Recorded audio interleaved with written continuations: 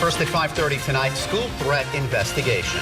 It's a story we've been on top of since it first broke yesterday afternoon. There was an increased police presence and fewer students at schools in 3 local communities today. And police officers are being stationed at every school in Warwick, Cranston, and Johnston through Friday, following an anonymous letter threatening physical harm to children. Now, authorities are taking the threat very seriously. A state police officer working for Cranston Police says authorities have not determined any validity to the threat, but the investigation is ongoing. Now, many parents decided to keep their children home from school, and new at 5:30 tonight, we're hearing from a clinical supervisor about how you can calm your child's fear.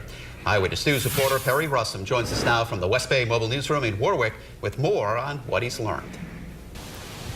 This threat that was made is against elementary school students, some as young as 5 and 6 years old. We wanted to find out how parents could best explain what's going on to their kids.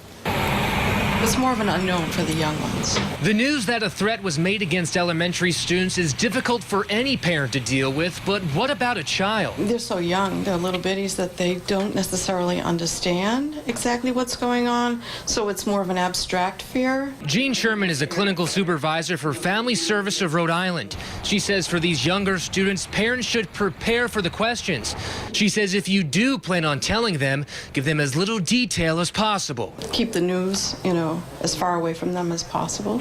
We spoke with the Warwick Public School superintendent earlier in the day, and he says they aren't telling students what's happening because of how young they are. I'm sure they're asking questions to each other.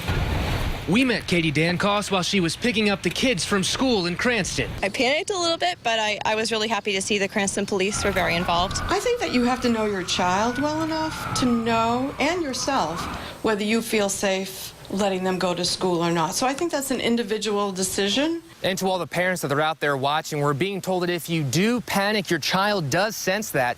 They say that you should remain calm and ensure them that they are safe. In Warwick with the West Bay Mobile Newsroom, Perry Russum, Eyewitness News.